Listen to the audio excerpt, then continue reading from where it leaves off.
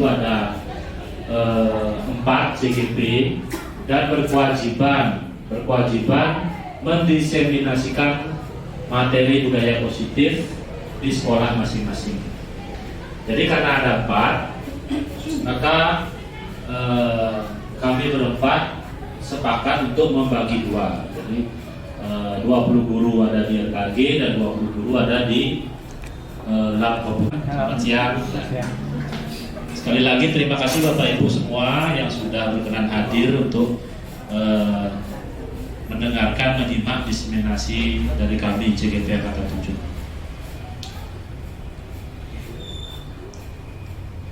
Nah, pada saat diseminasi kali ini, materi-materi yang akan kami sampaikan itu ada 7 materi. Sebenarnya sih ada 6 gitu, tapi biar lebih jelas yang bagi menjadi 7. Yang pertama, perubahan paradigma belajar. Ini mungkin sudah familiar dengan kalau Bapak Ibu sering buka PMM, perubahan paradigma belajar ini sudah tidak asing lagi. Sebelum materi kami sampaikan, terlebih dahulu mari kita sepakati acara diseminasi kali ini. Kira-kira apa saja yang perlu kita sepakati antara kami sebagai pemberi materi atau pembawa materi dan juga Bapak Ibu sebagai peserta. Contoh, misalnya menghormati pendapat orang lain. Kira-kira apa lagi yang perlu kita tambahkan Bapak Ibu agar diseminasi ini berjalan dengan baik, lancar, sesuai dengan tujuan. Apa kira-kira yang perlu ditambahkan? Tidak boleh ada interupsi. Tidak boleh? Ada interupsi.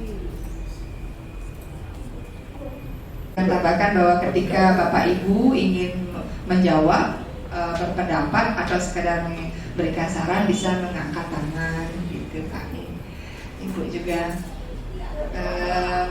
menjaga ekosistem diseminasi dengan nyaman dan kondusif. Jadi gimana Pak Ibu? Apa yang perlu ditambahkan lagi? Menjaga suasana diseminasi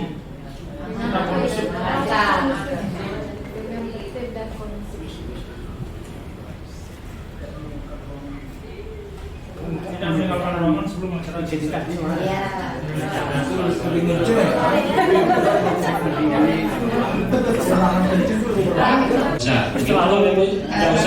mungkin bisa ditambahkan agar kondisinya kondusif untuk suara dering, nada dering HP dalam mode silent Bapak. Ya Bapak Ibu. Kan sudah ada tuh, sudah ada suasana tertib, sudah itu, perlu lah tambah lagi.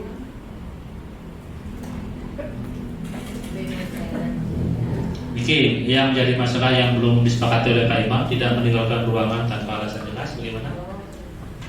Nanti kalau alasannya jelas silakan Pak Imam. Tidak apa-apa. Untuk mendukung itu HP diharapkan dalam mode silent. Nanti yang dalam belum mode silent berarti sekarang di silent.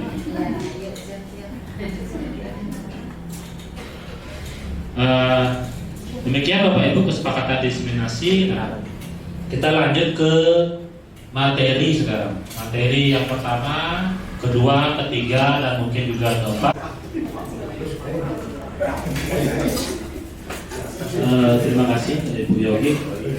Bapak Ibu, tadi sudah disebutkan sedikit materi apa yang akan Bapak Ibu gunakan dari Ibu Yogi. Jadi sudah dijelaskan sedikit. Keyakinan kelas tadi sudah. Keyakinan kelas itu apa? Kemudian ada peraturan, ada nilai kebijakan universal. Kemudian bagaimana sih langkah-langkah membentuk keyakinan kelas? Terus apa sih kaitannya dengan budaya positif kok diisi keyakinan kelas? Nah, sebagian tadi sudah dijelaskan oleh Bu Tuti. Keyakinan kelas itu Bapak Ibu berisi tentang nilai kebajikan universal. Nilai yang berlaku secara umum, secara universal tentang lihat suku, agama, ras. Nilai itu pasti benar di semua orang, pasti cocok di semua orang. Nah, kalau peraturan tadi sudah jelas ya Bapak Ibu. Nah, langkah membentuk keyakinan kelas nanti sebentar dia kasih videonya. Kaitannya dengan budaya positif, dengan membuat keyakinan kelas. Itulah lemah ketika yang dimiliki murid adalah keyakinan, motivasi dari dalam. Nih, sekarang kita refleksi Bapak Ibu. Bapak Ibu membuat persiapan mengajar karena apa Bapak Ibu? Karena kewajiban. Ya, karena takut nanti diminta sama kepala sekolah. Karena takut nanti diminta pengawas. Itu faktor intrinsik apa ekstrinsik? Ekstrinsik. Faktor dari luar. Dua faktor dari dalamnya kira-kira apa?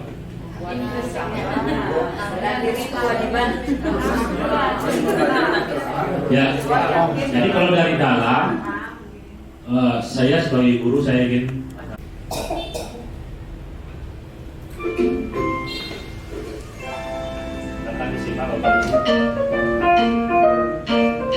Halo, Bapak Ibu calon guru penggerak. Selain disebut keyakinan kelas, juga kadang-kadang disebut dengan kesepakatan kelas. Yang dapat diterapkan dalam menyusun kesepakatan kelas. Mari kita simak bersama. Izinkan murid untuk menyampaikan masalah yang dihadapi saat ia berada di kelas dan harapan kelas yang membuatnya nyaman. Hal ini bisa dilakukan secara individu, berkelompok, atau dari survei kelas. Seperti apa kelas impianmu? Ceritakan kelas impianmu. Bagaimana kondisi kelas, teman-temanmu, dan guru impianmu? Bertanyalah harapan tentang kelas. Apa yang murid harapkan tentang kondisi kelas, tentang gurunya, dan teman-teman di kelas. Kemudian tulis hasil diskusi tersebut di papan atau dalam poster. Hal ini memberi kesempatan murid dilibatkan dalam mengatur kelas. Cara ini menjadi lebih efektif dibandingkan hanya memberitahukan hal apa saja yang dilarang dilakukan. Menurut kalian, apa yang harus kita semua lakukan untuk mencapai kelas impian kita? Lakukan dari kesepakatan. Misalnya, kami, guru dan murid yang saling menyayangi.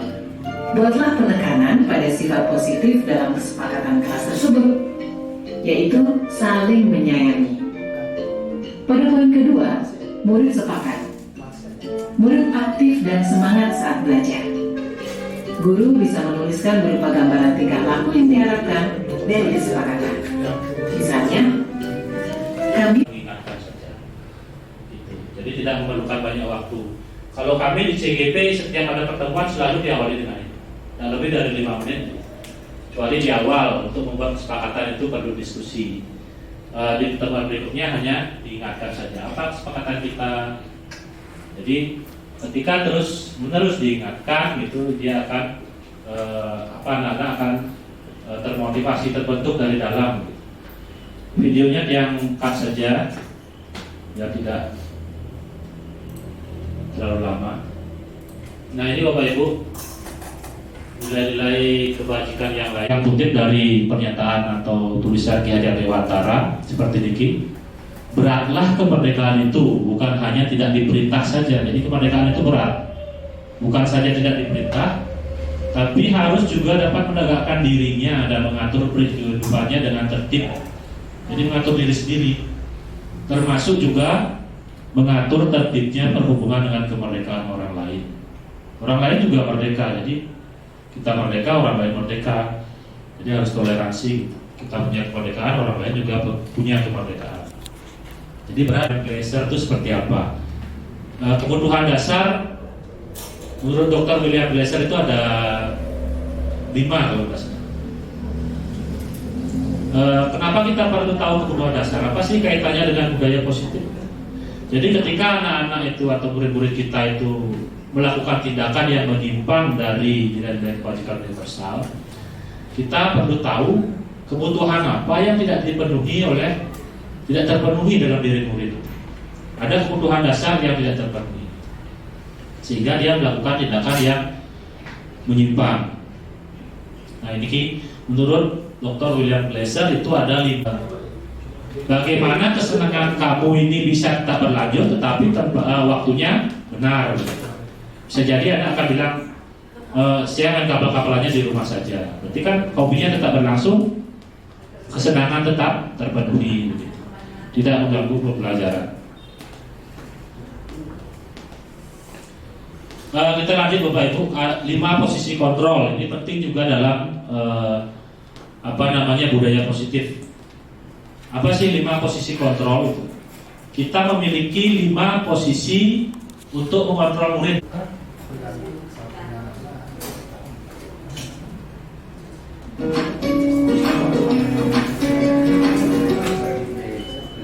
Salam bahagia Ibu dan Bapak Guru hebat. Dalam penerapan disiplin positif restitusi, salah satu program yang dikembangkan adalah 5 posisi kontrol. 5 posisi kontrol dalam restitusi adalah proses perjalanan seorang pendidik agar dapat mengenali dirinya. Pada video kali ini, kita akan membahas tentang 5 posisi kontrol yang dikembangkan oleh Diane Dawson dan contoh penerapannya.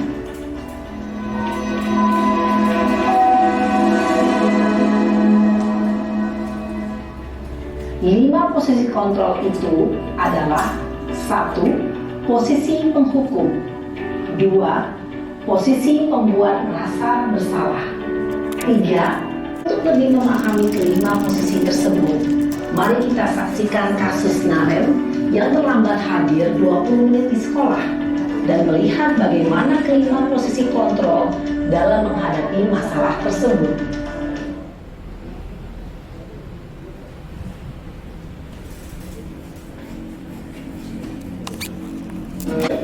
Selamat pagi Bu. Selalu terlambat. Kamu deh, pasti terlambat. Maaf Bu, saya Apa? Apa coba? Alasan kamu apa lagi? Kapan sih kamu tidak terlambat? Malas sekali ya kamu jadi anak. Saya Dasar pemalas. Gak kapok-kapok sih kamu. Sudah berapa kali terlambat? Sana, kamu keliling lapangan basket 2 kali. Kenapa saya harus keliling lapangan basket Bu? Kenapa? Kamu melawan ibu. Berani berang keliling lapangan basket 5 kali sekalian. Biar kapok. Cepat.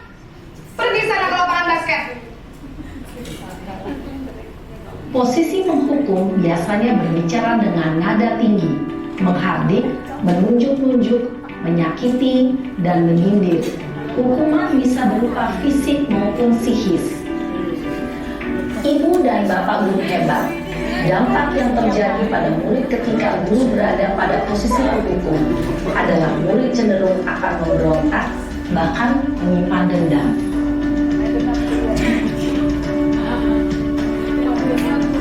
Posisi yang kedua, membuat merasa bersalah.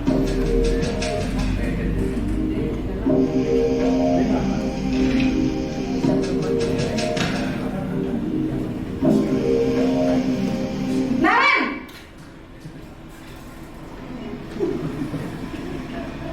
Selamat pagi Bu. Naren, kamu kenapa terlambat lagi, nak? Ya Tuhan, Naren, kamu senang ya bikin ibu susah ya? Kalau kamu terlambat lagi, nanti ibu yang ditegur bapak kepala sekolah, nak. Disangka ibu tidak bisa membina kamu. Duh, gimana ini? Maaf Bu. Duh, Gusti Naren. Kamu suka ya kalau ibu ditegur bapak kepala sekolah? Terus, sekarang ibu harus tulis apa ini di buku absen? Ini kamu sudah sering terlambat loh. Ibu harus apa coba? Maaf Bu. Maaf sekali. Ya sudah, lain kali jangan bikin ibu susah lagi ya nak ya. Ibu tidak akan kuat lagi kalau kamu begini terus. Bisa jantungan kalau ibu ditegur bapak kepala sekolah. Sana cepat, kelas. Maaf ya Bu. Maaf sekali. Posisi pembuat rasa bersalah berbicara dengan menyimpan emosi negatif tersebut di dalam dirinya.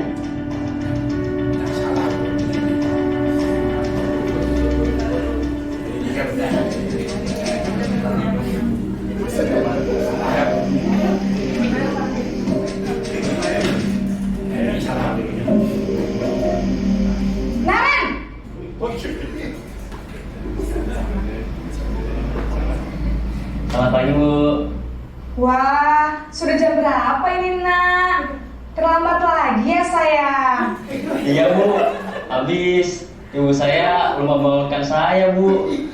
Kamu malah menyalahkan ibu kamu. Kamu bukannya anak yang larinya paling kencang. Kok terlambat sih? Iya, Bu. Saya memang terlambat bangun tadi. Jadi, biarpun saya lari kencang, tetap gak kekejar, Bu. Ya sudah sana. Nanti lain kali larinya lebih kencang lagi ya. Biar gak terlambat lagi. Bikin seneng ibu. Demi ibu. Bisa kan? Bisa lah, Bu. Ya sudah sana masuk kelas. Ibu beresin urusan absen kamu.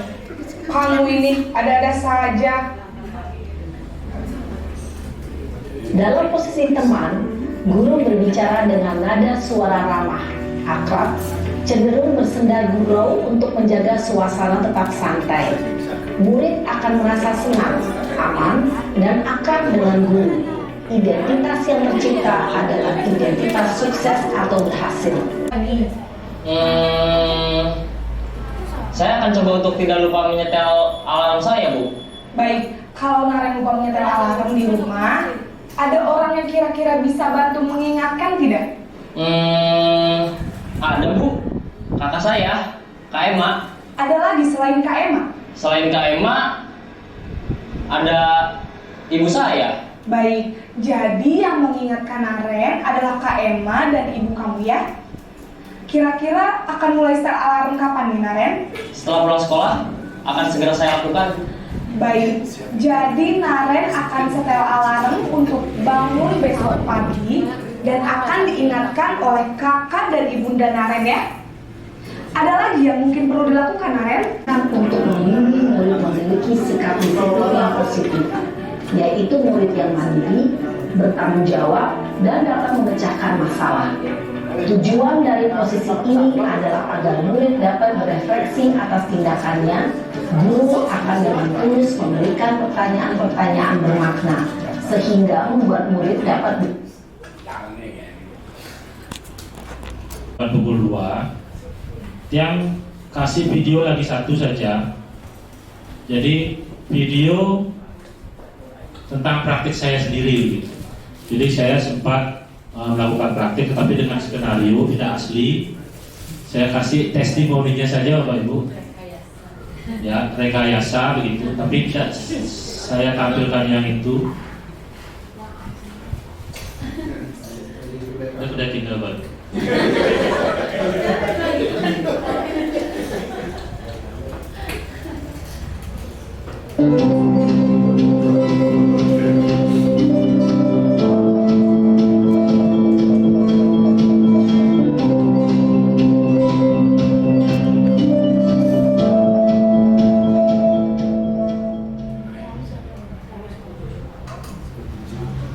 Ya.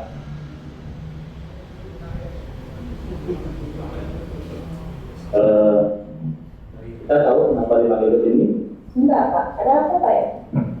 Coba diingat lagi apa kira-kira seperti apa, kondisinya seperti apa. Bapak Ibu, ini apa namanya praktiknya kurang lebih sama dengan yang tadi tentang apa namanya mencari solusi tentang permasalahan di anak itu. Gitu. Saya langsung ke testimoni Bapak.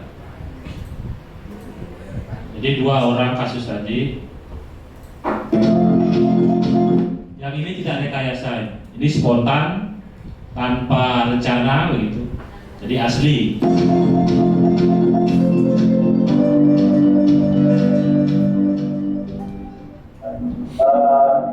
Baik, sekarang saya kenalkan, nama saya Wayan Suwase, DGP Angkatan 7 Kabupaten Buleleng.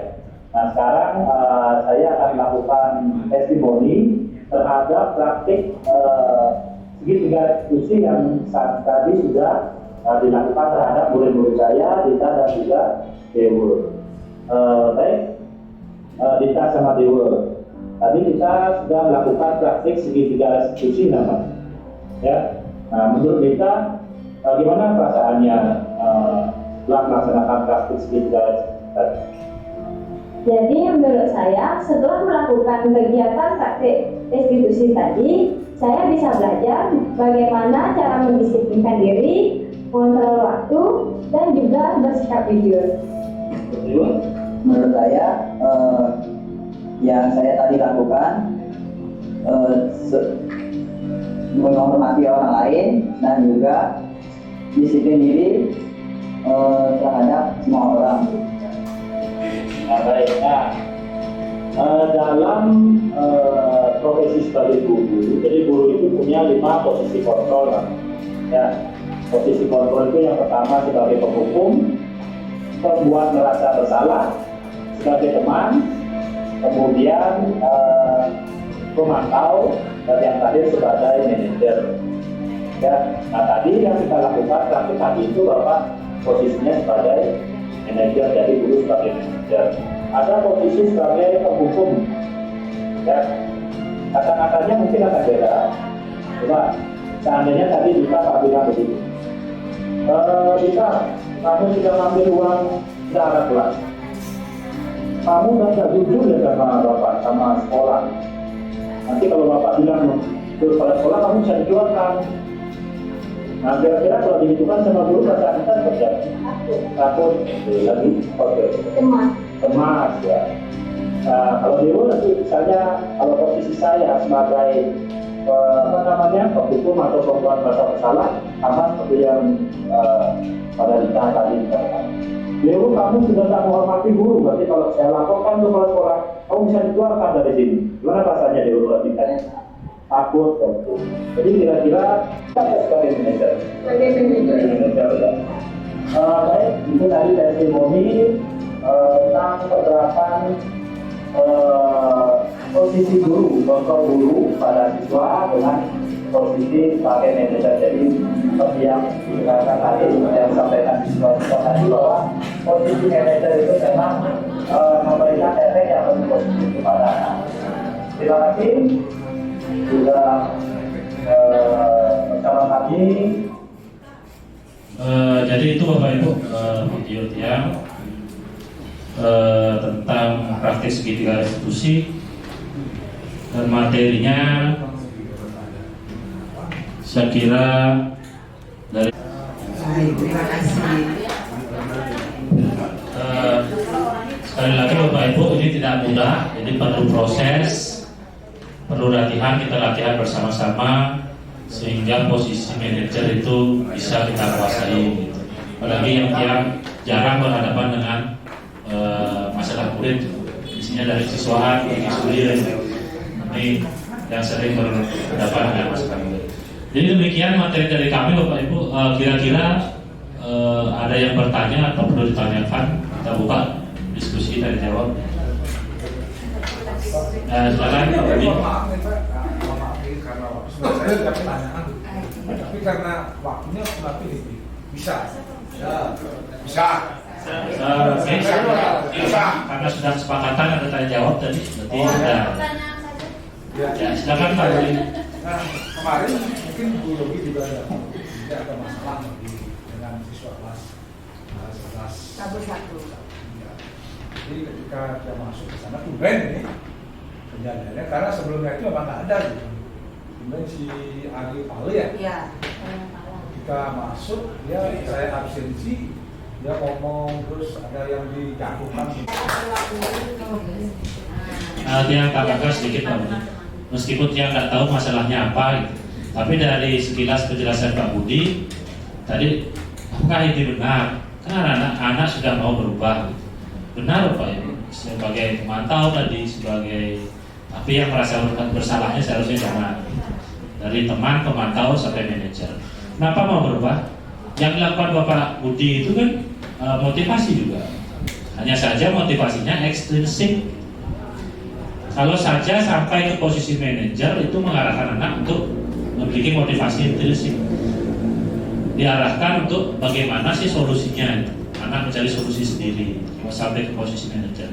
Sehingga dorongan untuk melakukan kebajikan universal itu lebih kuat.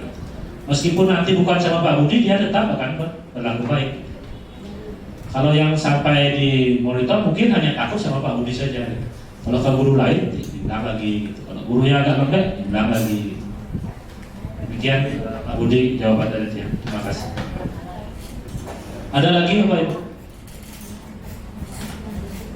Jam 2.20. Ada lagi? Kira-kira?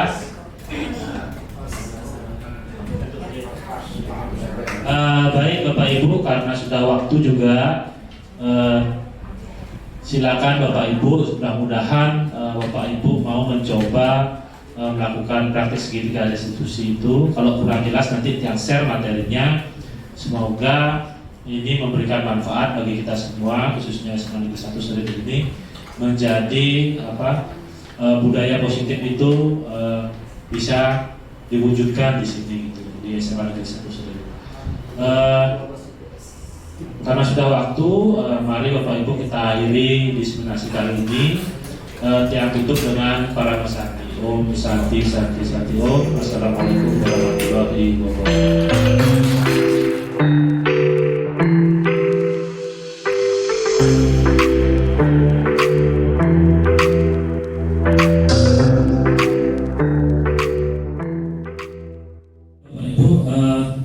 Sebelum dia masuk ke materi, jadi perlu dijelaskan sejarahnya kok bisa sampai diseminasi. Perlu yang tampilkan Bapak Ibu.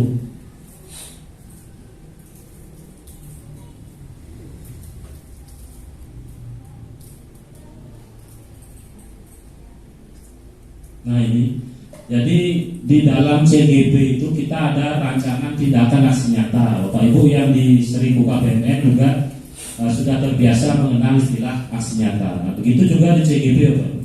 Jadi kami di CGP berempat ini punya rancangan tindakan aksi nyata di modul 1.4. Jadi modul 1.4 judulnya budaya positif, bagaimana menerapkan budaya positif di sekolah. Nah ini rancangannya seperti ini yang kami buat. Ada latar belakangnya. Jadi kenapa diseminasi ini diwujudkan? Jadi untuk mewujudkan siswa yang menguasai kompetensi, tidak hanya kompetensi, tetapi juga berkarakter sesuai dengan profil pelajar Pancasila. Yang tertuang dalam visi sekolah, agar bisa menguasai karakter dan juga kompetensi akademik dan juga berkarakter profil pelajar Pancasila. Tentunya situasi sekolah itu harus aman dan nyaman. Agar situasinya aman dan nyaman, maka budaya positif perlu kita lakukan, melakukan atau melaksanakan nilai-nilai kebajikan universal perlu kita budayakan. Nah ini latar belakangnya kurang lebih seperti itu. Kemudian tujuannya, ini Bapak Ibu, tujuannya untuk mewujudkan siswa yang berbudi pekerti luhur dan juga melaksanakan nilai-nilai kebajikan universal. Kemudian apa yang menandakan ketika program yang saya rancang ini berjalan? Jadi tolak ukurnya ada pelaksanaan segitiga restitusi, kemudian ada pelaksanaan atau implementasi dari kesepakatan kelas. Jadi dua itu yang disasar, kesepakatan kelas dan segitiga restitusi. Jadi saya melaksanakan kesepakatan kelas bersama anak-anak, khususnya di kelas yang saya ampu. Kalau CGP lain mungkin juga melakukan hal yang sama, tapi di kelasnya masing-masing. Nah kemudian rancangan saya seperti ini Bapak Ibu. Di Januari itu bulan lalu, seperti ini bisa dilihat di LCD. Jadi minggu ketiga kita berkoordinasi bersama CGP yang lain, karena kita di sini ada 4 kata tujuannya, ada 4 CGP. Berkoordinasi seperti apa nanti pelaksanaannya begitu. Karena di modul itu diminta minimal 1 jam Bapak Ibu. Kita diseminasi minimal 1 jam. Kalau ada 4 CGP bagaimana? Berarti kita 4 jam diseminasi gitu. Kuat dan duduknya 4 jam. Jadi tidak mungkin. Kemudian kami memutuskan waktu itu di diseminasi pertama dibagi 2. Di sini 20, kemudian di lab komputer 20 peserta begitu, sama-sama berjalan berbarengan. Nah, hanya saja seperti yang saya sampaikan tadi, saya lebih banyak menampilkan video dari Kemdikbud waktu itu. Jadi video implementasi saya di kelas itu sedikit saya tampilkan. Itu kurangnya di sana. Jadi pada kesempatan ini, pada kesempatan diseminasi yang kedua ini, saya akan menampilkan apa sih yang sudah saya implementasikan di kelas gitu. Biar istilahnya tidak omong-omong saja, Bapak ini omong-omong saja, tapi tidak melakukan. Itu ya Bapak Ibu. Nah, kemudian di Februari kita sudah berkoordinasi juga dengan Bapak Kepala Sekolah, kemudian menyiapkan apa yang harus dilakukan, dan pada akhirnya di minggu kedua yang kemarin itu diseminasi sudah dilakukan bersama CGP yang lain. Bapak Ibu, ini adalah sebuah program, jadi tentunya dalam sebuah, silakan Pak Agus kalau mau ikut, boleh, silakan, boleh ikut. Ayo, ini saya ulang ya Bapak Ibu, karena ini sebuah program, tentu saja memerlukan di akhir itu kita perlu evaluasi. Berjalan tidak programnya, kita perlu evaluasi dan refleksi. Kalau tidak berjalan, apa kendalanya? Kalau sudah berjalan, adakah yang perlu ditingkatkan seperti itu? Jadi evaluasi dan refleksi. Nah, ini adalah rancangannya Bapak Ibu, rancangan aksi nyata yang sudah saya buat di bulan, kalau nggak salah bulan Desember ya, pas sebelumnya, jauh sebelumnya, atau di bulan Januari. Nah, setelah ini barulah diseminasi dilakukan. Nah, apa yang saya lakukan di kelas? Yang pertama itu membuat kesepakatan kelas atau keyakinan kelas bersama anak-anak. Jadi ini yang belum sempat yang tampilkan waktu itu Bapak Ibu, video praktik keyakinan kelas. Baik. Nah, topiknya tentang. Nah, ini salah satu praktik saya membuat keyakinan kelas di kelas 12 IPA 2 waktu itu, kelas 12 IPA 2. Sebagai pengingat untuk Bapak Ibu yang di luar CGP, bahwa dalam keyakinan kelas itu kita mencari nilai-nilai dari peraturan-peraturan yang ada di sekolah. Jadi nilainya yang dicari, nilai kebijakan universalnya yang dicari. Inilah yang ditekankan pada keyakinan kelas atau kesepakatan kelas. Kita simak dulu videonya ya Bapak. Keyakinan kelas atau yang akan kita bicarakan tentang keyakinan kelas ya. Oke. Seperti yang Pak tadi sudah katakan, jadi namanya saja keyakinan, tapi harus yakin, nanti diyakini. Apa yang nanti tertuang di keyakinan kelas nanti perlu diyakini, dihayati, sehingga nanti bisa dilaksanakan, diterapkan ya. Nah, apa yang diyakini ini tentunya hal-hal positif gitu ya. Mari kita mulai saja. Yang pertama, kira-kira anak-anak itu menginginkan kelas yang seperti apa kelas ini? Yang bagaimana ya? Aman lagi, nyaman, terus kompak, nyaman, aman, kompak lagi, seru, apa lagi? Menyenangkan, bersih, sejuk. Oke. Jadi itu kelas impian kita ya, kelas impian anak-anak. Aman, nyaman, bersih, sejuk, kompak, apa lagi? Kalau dalam yang menyenangkan ya, nah, itu yang kita inginkan terhadap kelas ini. Nah, agar impian kalian itu terwujud terhadap kelas ini, seperti tadi nyaman, aman, kompak dan lain sebagainya, itu kira-kira apa yang harus dibuat, aturan-aturan apa yang harus dibuat agar impian tadi bisa terwujud kira-kira. Contoh, kalian ingin kelas yang bersih, apa yang perlu? Oke, menjaga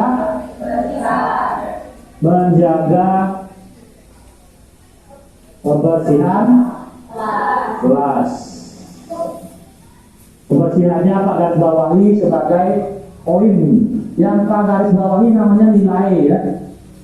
Nilai inilah yang nanti perlu kalian yakini. Kalian hayati, kemudian nanti diamalkan, dijalankan setiap hari. Apalagi tadi nyaman, aman, banyak itu tadi. Apa yang perlu aturan yang perlu kita sepakati atau dibuat? Ya, kompak. Untuk membuat kompak bagaimana caranya? Bekerjasama dalam hal ulangan.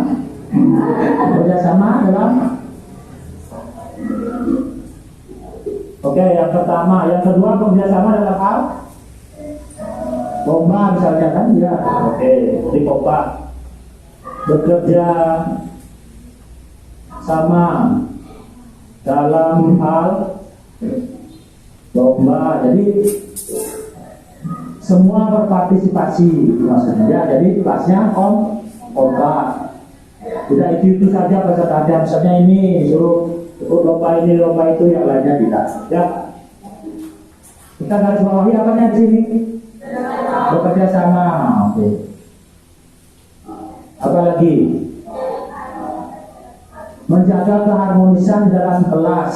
Maksudnya harmonisan? Tidak sering berantem. Tidak sering berantem. Biar tidak sering berantem harus ngapain kita? Saling menghargai, saling menghormati ya.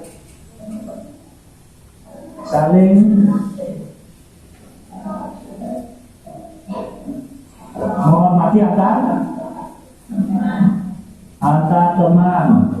Dengan guru perlu teman dan guru. Mana yang perlu digarisbawahi? Saling menghormati. Ini nilainya. Ya. Apalagi? Kalian tadi ingat dulu ingin kelas yang seperti apa? Kemudian aturannya apa yang perlu? Ya. Saling menghormati ini perlu sekali. Ya. Misalnya dalam pelajaran debat gitu misalnya, kalian harus bisa menghargai pendapat satu sama lain, bisa mendengarkan, tidak hanya bisa ngomong tapi juga bisa mendengarkan. Itu saling menghormati. Apalagi tadi sejuk. Kira-kira untuk membuat kelas ini sejuk harus bagaimana? Sama AC. Oke. Karena kalau tambah AC itu pasti perlu biaya. Nah, untuk saat ini sekolah belum mampu ya. Kira-kira kalau dia sendiri gimana, mampu tak? Nah, oke. Ambil kipas dulu ya. Ada kipas dulu. Dan mudah-mudahan suatu saat sekolah mampu, pasti tiap kelas berisi AC untuk menambah kesejukan. Ya. Apa lagi? Kebersihan sudah, kerjasama sudah, saling menghormati. Apalagi? Keamanan, biar aman kelasnya katanya. Apa yang harus dilakukan? Tidak suka mengambil barang orang lain, apalagi? Jujur, nah ini dapat nilainya jujur. Tidak berbohong, tidak mengambil barang orang lain, apalagi?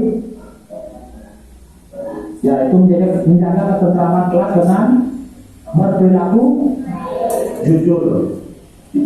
Ya. Berarti apa aturannya? Jujur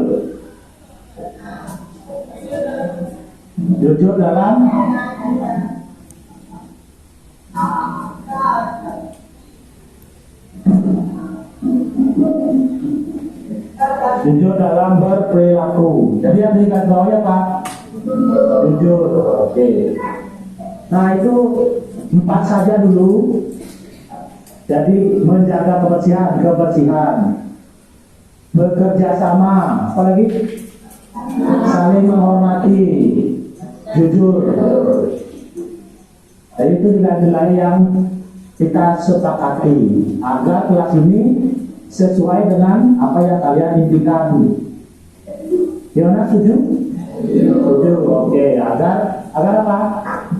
Kelasnya? Oke, kelasnya aman, kelasnya sesuai dengan yang kita inginkan. Bisa disepakati nilai-nilai itu? Bisa. Oke. Jadi itu nilainya 4 saja dulu. Nanti setiap kita bertemu pertemuan berikutnya, ini tetap akan diingatkan, direview kembali. Ada yang perlu ditambah atau tidak? Apakah kalian mengalami kesulitan melaksanakan ini atau tidak? Apa penyebabnya? Apakah kalian kesulitan bekerja sama? Gitu misalnya. Nanti kita cari penyebabnya apa, lalu kita selesaikan. Ya. Jadi setiap pertemuan perlu direview untuk ditambah apa yang perlu ditambahkan nanti sesuai dengan kesepakatan kita semua. Ya. Nah kebetulan di sini Pak bukan walinya. Jadi biasanya membuat ini nanti kalian bisa coba dengan wali, bisa dijadikan poster, ditempel gitu agar kita mengingatkan satu sama lain. Jadi kelasnya memang benar-benar jadi kelas yang dimana diinginkan, ya, kompak. Gimana jelas? Sekali lagi sepakat dengan nilai ini? Terima kasih. Yes. Jadi itu Bapak Ibu tentang keyakinan kelas yang sempat atau yang saya buat di kelas 12 MIA 2. Ada juga yang saya buat di kelas 10-7 begitu. Karena saya bukan wali, jadi tidak sampai ke bikin di print atau dicetak kemudian ditempel di dinding, tidak sampai seperti itu. Mungkin Bapak Ibu yang memang wali bisa melakukan seperti itu dalam membuat keyakinan kelas. Bapak Ibu, dari video itu atau tentang keyakinan kelas itu kira-kira ada yang perlu kita diskusikan atau Bapak Ibu ingin bertanya, silakan. Jika ada yang ingin diketahui dan yang lain-lain tentang video tadi atau tentang keyakinan kelas, ada kira-kira? Silakan Bu Meti. Ya. Oke Pak, kalau tadi apa yang sudah disampaikan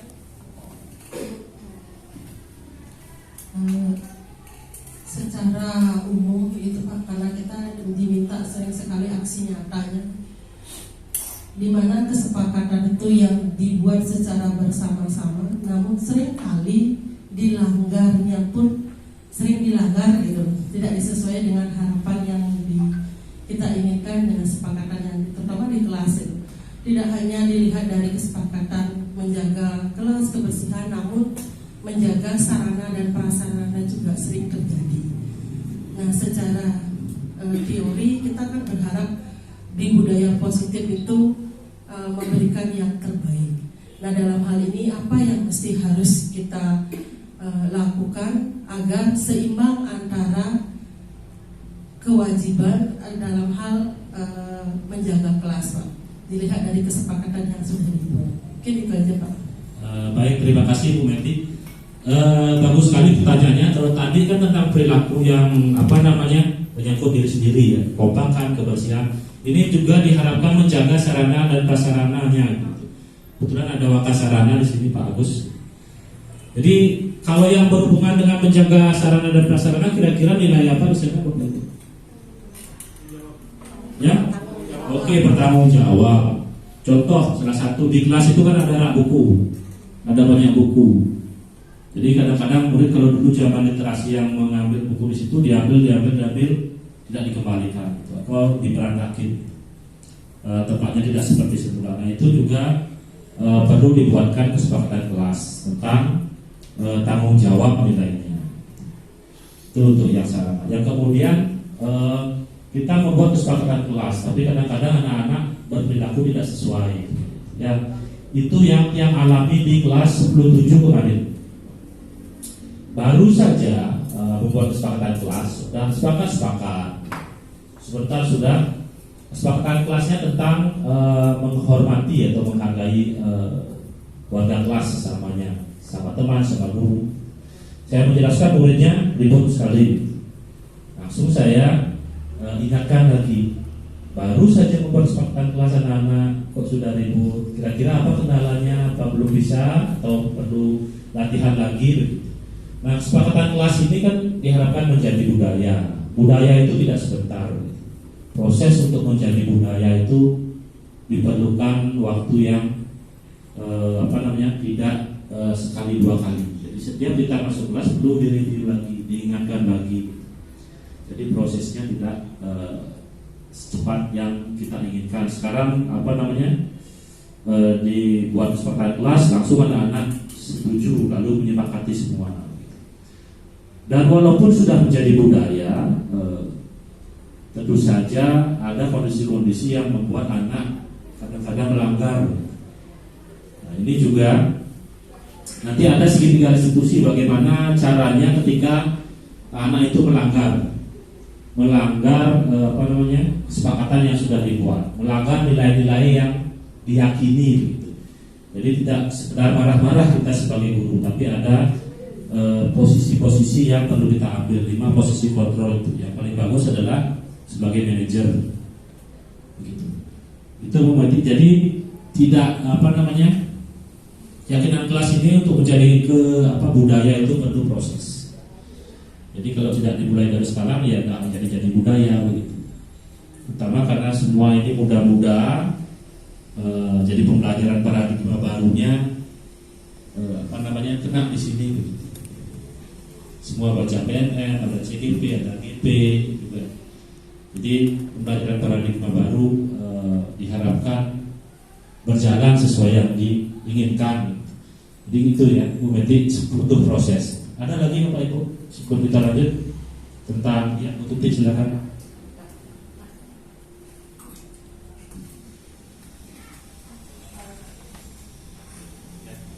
Ya, terima kasih atas waktunya. Tadi saya memperhatikan video yang Bapak tampilkan di layar. Selama Bapak praktik keyakinan kelas, kendala apa yang biasanya Bapak hadapi untuk pelaksanaan keyakinan kelas? Mungkin itu saja biar nanti bisa di-share. Terima kasih. Terima kasih Bu Tuti, pertanyaannya bagus sekali. Kendala apa? Ini langsung jadi refleksi ya program kita yang terakhir itu. Ada nggak kendala yang dialami ketika kita membuat keyakinan kelas? Nah, kendala yang saya alami waktu itu yang pertama adalah anak-anak tidak nyambung tidak nyambung ketika keyakinan apa yang anak-anak ingin sepakati itu tidak nyambung. Mereka tidak pernah diajak seperti ini anak-anak sebelumnya. Nah, untuk agar jadi langsung ini ya solusinya agar anak-anak nyambung. Begitu juga nanti kalau di rapat-rapat ada kesepakatan rapat begitu agar nyambung, maka diawali dengan pertanyaan seperti tadi. Anak-anak ingin kelas ini seperti apa gitu. Diawali dari visi dulu. Visi anak-anak atau kalau rapat visi guru-guru. Mau rapatnya seperti apa?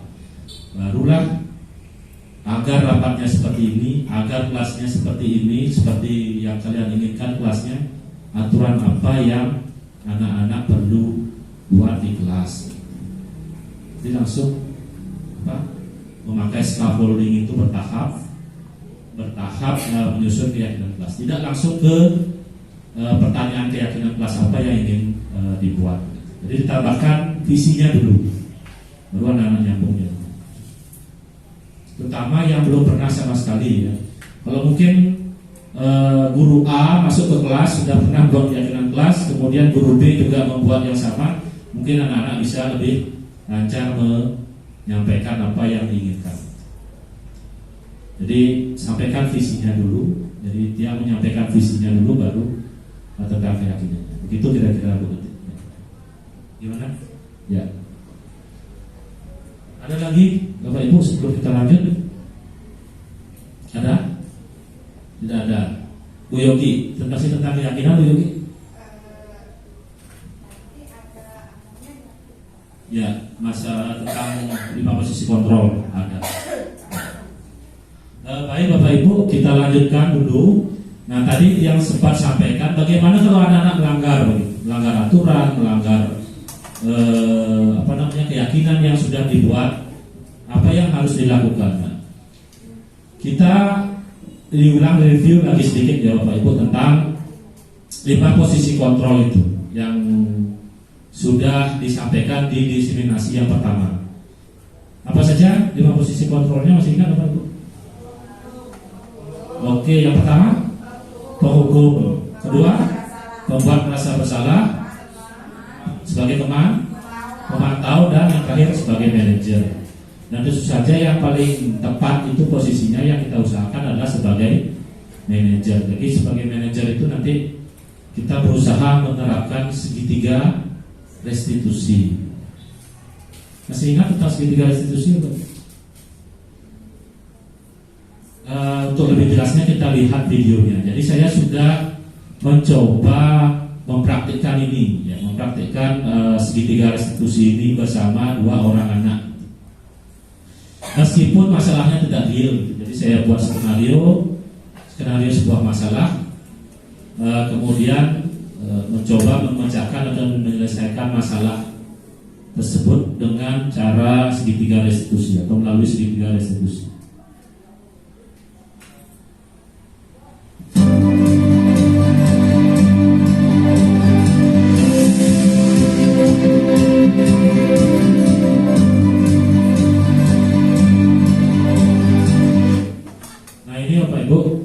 Saya bersama Dita, salah satu murid kita, dan juga Dewa.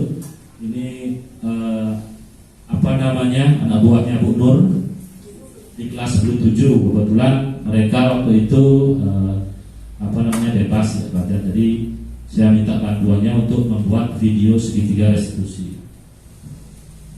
Kita saksikan ya Bapak Ibu.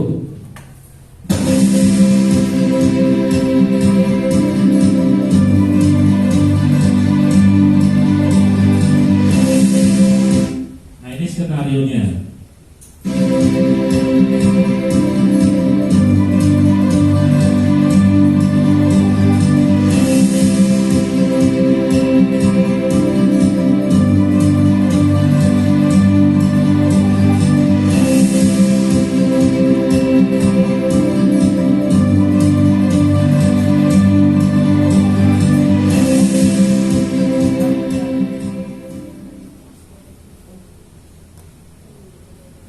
Ya.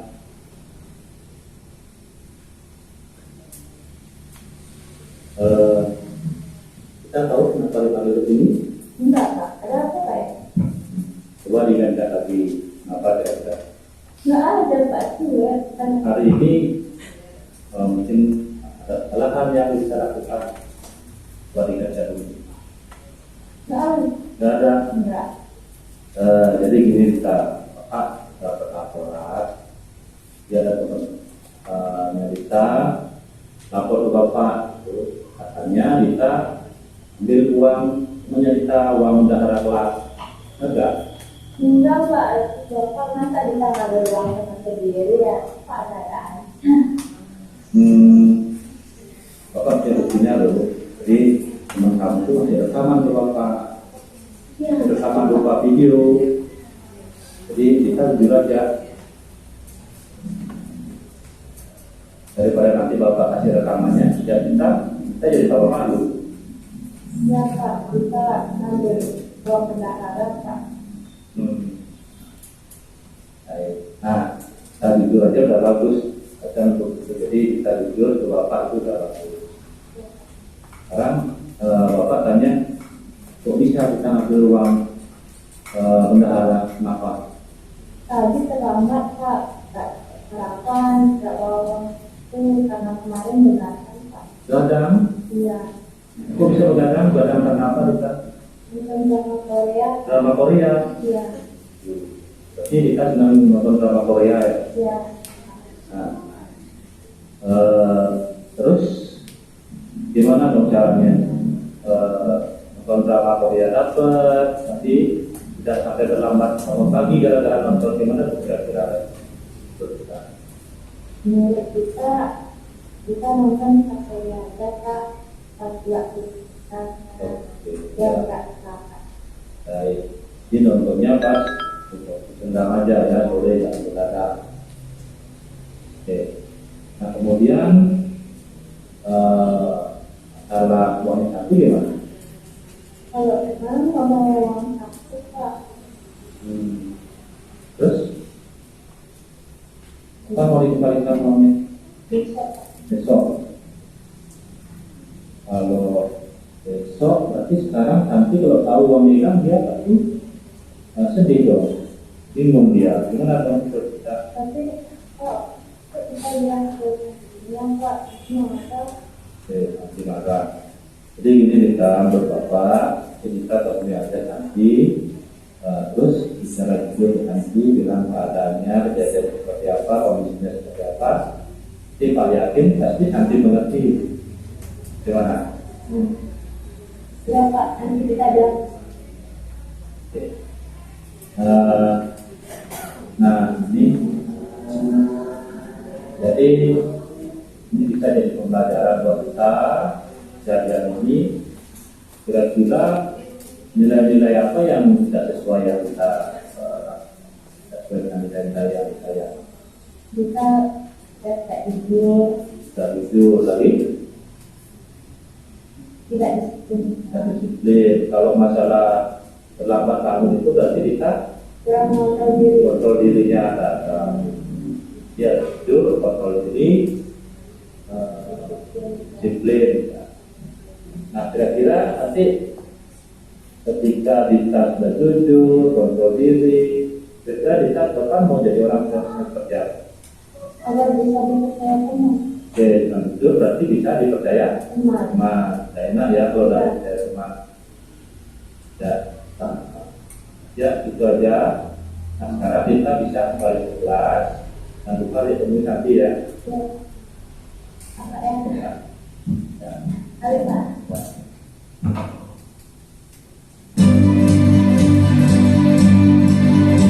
Berikutnya Bapak Ibu ini kasus yang kedua.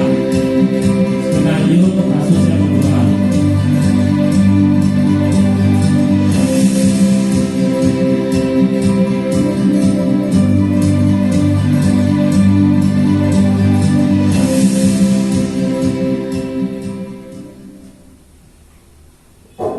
Ya, masuk dulu. Silakan dulu. Ya. Dewa tahu kenapa dikali? Ya Pak, saya tahu karena saya main kapal-kapalan juga. Kapal-kapalan di kelas.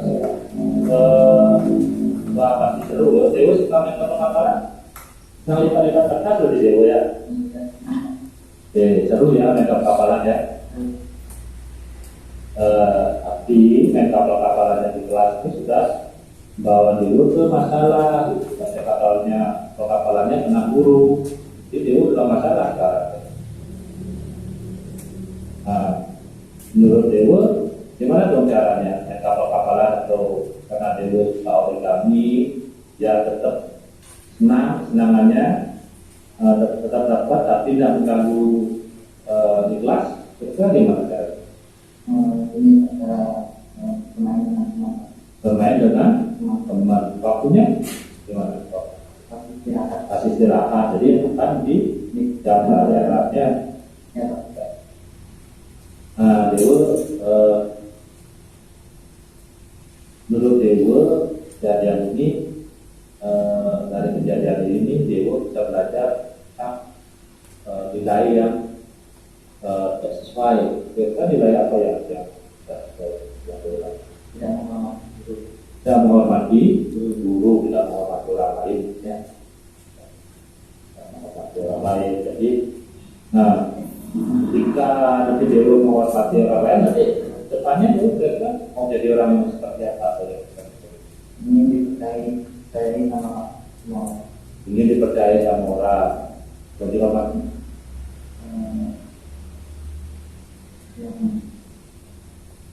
Pak Dewa ingin dihormati oleh orang lain juga. Ya, jadi kita saling menghormati satu sama lain. Ya, baik Dewa. Sekarang Dewa bisa kembali ke kelas. Sudah minta maaf sama gurunya? Belum. Jadi gimana? Dewa mau minta maaf sama gurunya? Dia sudah kembali ke kelas, memilikinya maaf ya. Baik. Silakan dulu. Sudah datang ke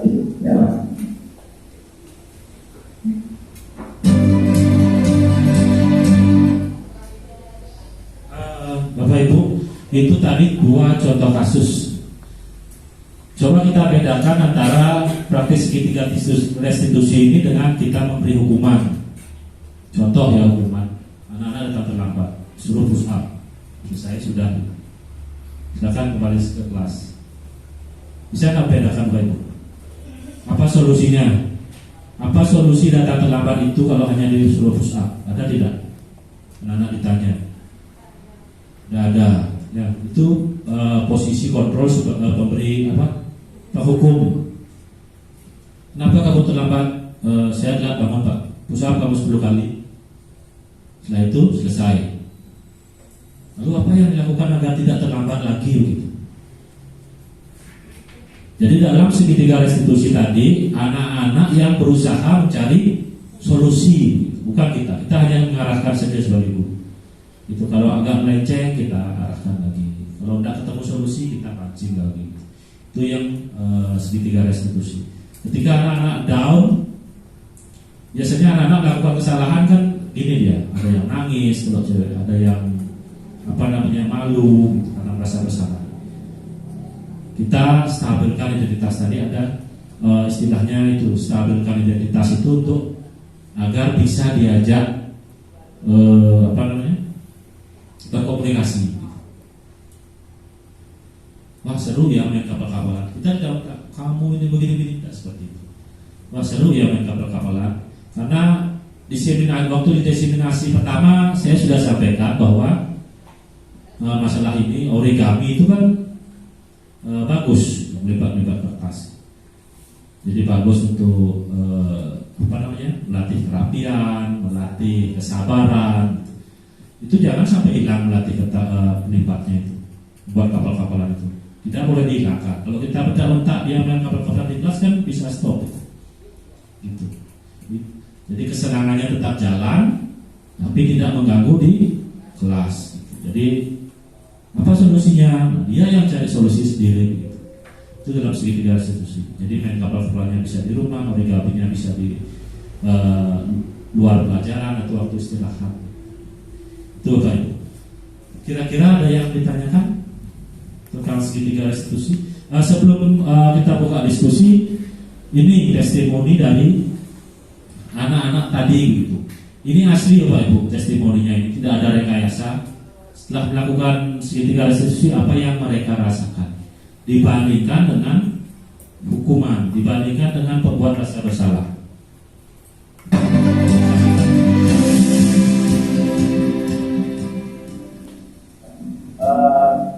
Baik, sekarang saya melakukan, nama saya Wayan Suwarse, DGP Angkatan 7 Kabupaten Buleleng. Nah sekarang saya akan melakukan testimoni terhadap praktik segitiga restitusi yang tadi sudah dilakukan terhadap murid-murid saya, Dita dan juga Dewa. Baik, Dita sama Dewa. Tadi kita sudah melakukan praktik segitiga restitusi namanya. Ya.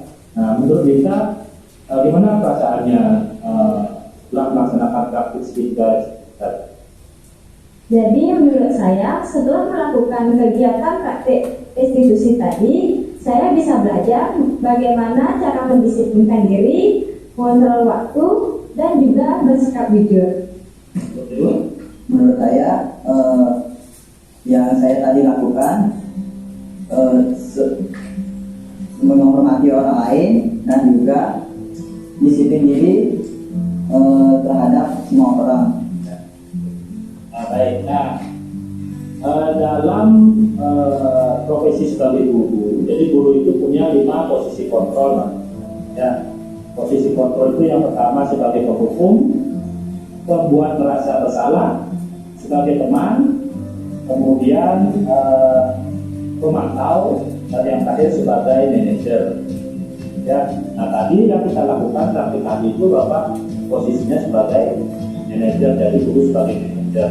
Ada posisi sebagai penghukum, ya kata-katanya mungkin agak beda. Coba seandainya tadi bisa Pak bilang begini, Dita, kamu sudah ngambil uang secara kelas, kamu kan gak jujur ya sama Bapak, sama sekolah. Nanti kalau Bapak bilang kepala sekolah kamu bisa dikeluarkan. Nah kira-kira kalau dibutuhkan sama guru perasaan kita seperti apa? Takut, tadi, oke. Cemas ya. Nah kalau dulu nanti misalnya kalau posisi saya sebagai hukum atau pembuat rasa bersalah sama seperti yang pada kita tadi sudah. Dulu kamu sudah tidak menghormati guru, berarti kalau saya laporkan ke kepala sekolah, kamu bisa dikeluarkan dari sini. Gimana rasanya dulu kalau kita takut ya. Jadi kira-kira menurut kalian mana sih yang lebih baik posisi guru yang diambil itu sebagai penghukum atau sebagai manajer? Sebagai manajer. Manajer ya. Baik, itu tadi testimoni tentang penerapan posisi guru, kontrol guru pada siswa dengan posisi sebagai manajer. Jadi seperti yang dikatakan tadi, yang disampaikan siswa tadi bahwa posisi manajer itu memang memberikan efek yang lebih positif kepada anak. Terima kasih sudah bersama kami, bersama saya, bersama murid-murid saya untuk melakukan praktik diskusi dan juga testimoni.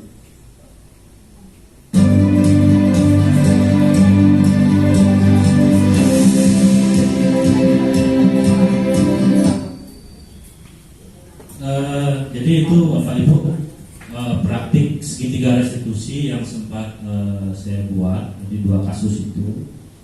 Jadi gimana Bapak Ibu, jelas ya antara bagaimana kita melakukan segitiga restitusi dengan sekedar memberi hukuman atau membuat siswa merasa bersalah. Nah sekarang baru diskusi, kira-kira ada nggak yang ingin ditanyakan atau disampaikan? Ya silakan Ibu Yogi dulu. Terima kasih Bapak. Izin bertanya terkait ini terkait materi 5 posisi kontrol, 5 posisi kontrol guru dalam disiplin positif, pembinaan disiplin positif siswa. Hari ini Bapak melakukan diseminasi tentang budaya positif. Pertanyaannya adalah sebelum Bapak bertemu dengan pengimbasan materi budaya positif ini, peran atau posisi kontrol apa yang selama ini lebih sering Bapak jalankan ketika membina siswa? Nah yang kedua, setelah hari ini Bapak memahami dan juga menyebarkan budaya positif ini, nantinya strategi apa yang akan Bapak secara sederhana lakukan untuk merangkul guru lain ke depan untuk posisi kontrol pembinaan disiplin positif ini menjadi budaya kita di sekolah. Karena tentunya pemahaman materi ini hanya baru beberapa guru yang mendapatkan.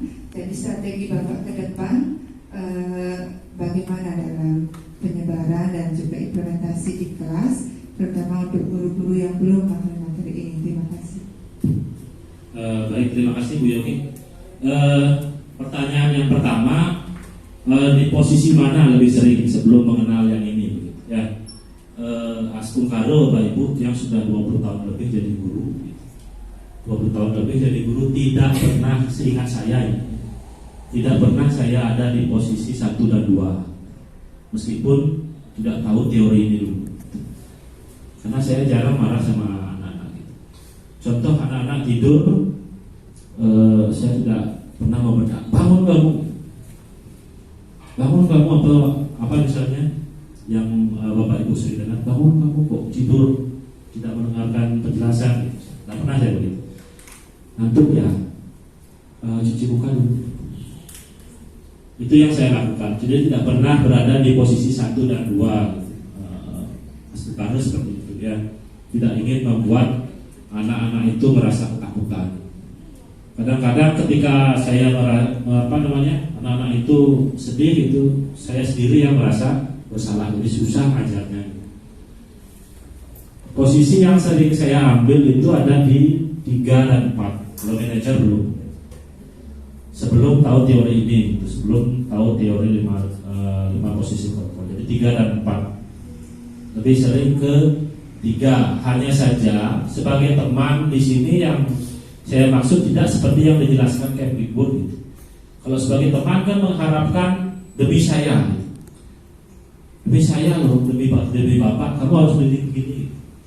Itu yang posisi sebagai teman. Tapi tidak seperti itu. Jadi lebih akrab, tapi tidak mengharapkan anak itu berbuat sesuatu demi gurunya, demi dirinya sendiri, tapi penyampaiannya lebih akrab. Hanya saja belum pada posisi manajer, pada mencari solusi. Mungkin karena saya bukan di kesiswaan, bukan wasbibri, gitu. Hanya lebih banyak berkutat di data dan angka, jadi jarang ketemu dengan masalah anak, masalah murid.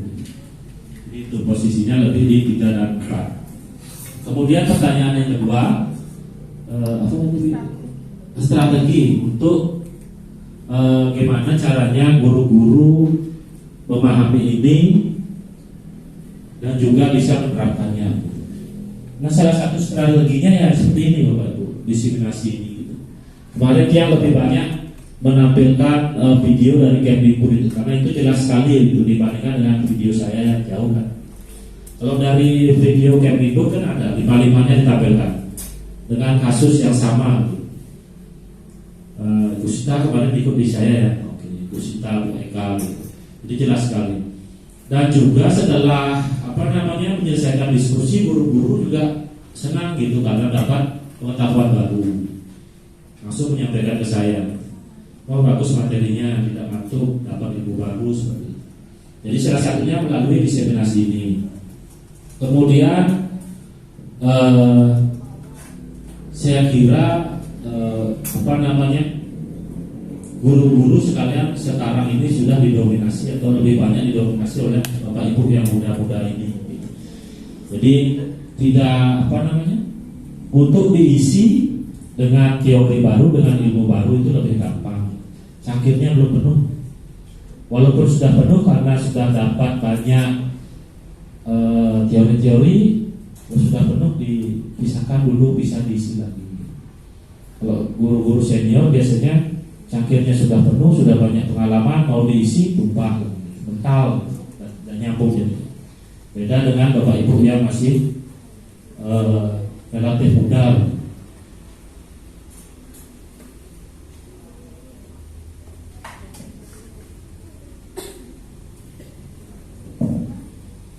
Di PMM ada juga.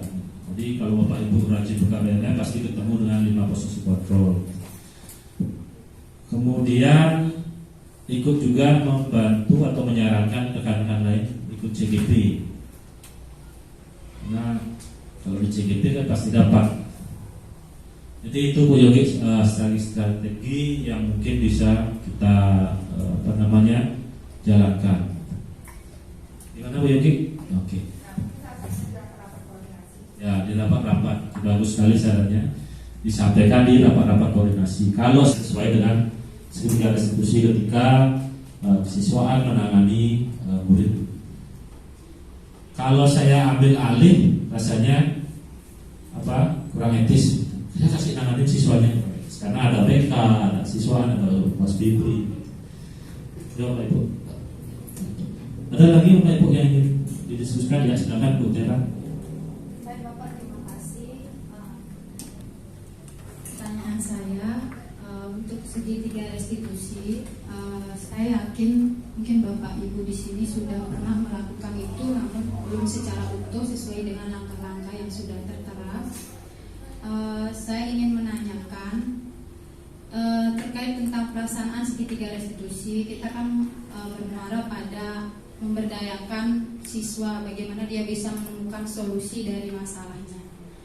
Nah, ini juga seringkali saya alami ketika saya menyelesaikan masalah.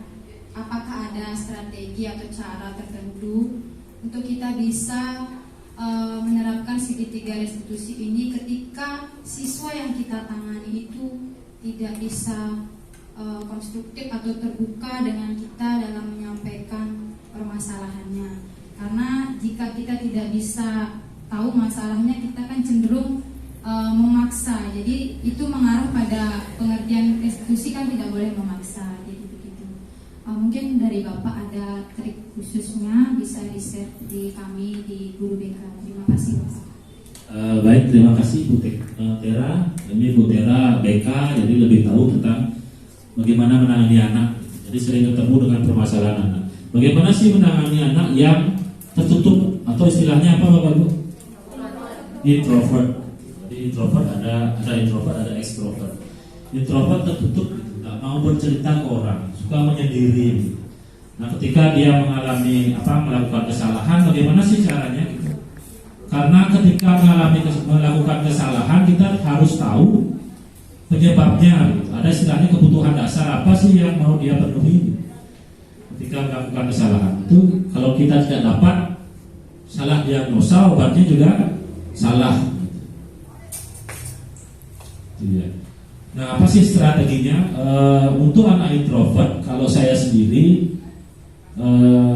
agar dia mau bercerita, saya menurunkan levelnya dulu. Posisi kontrol itu tidak langsung ke manajer, jadi sebagai teman agar merasa lebih akrab, agar dia mau bercerita. Biasanya anak-anak itu mau curhat ketika merasa akrab, merasa orang yang diajak berbicara itu bisa dipercaya.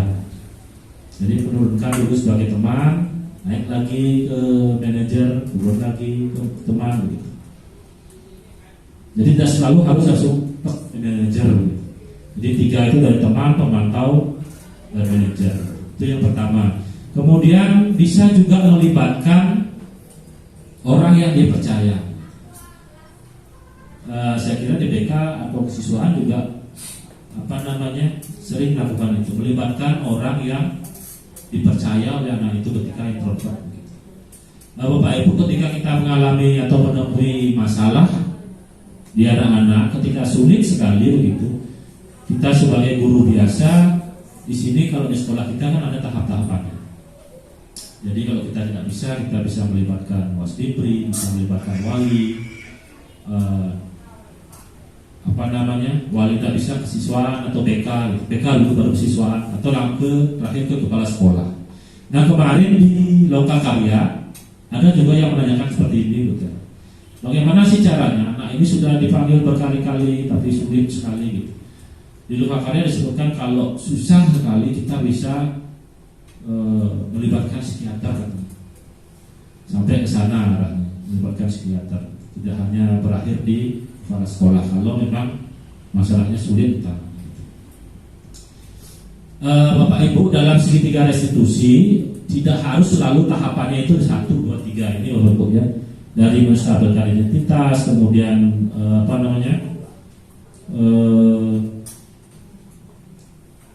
validasi kesalahan atau kebutuhan, kemudian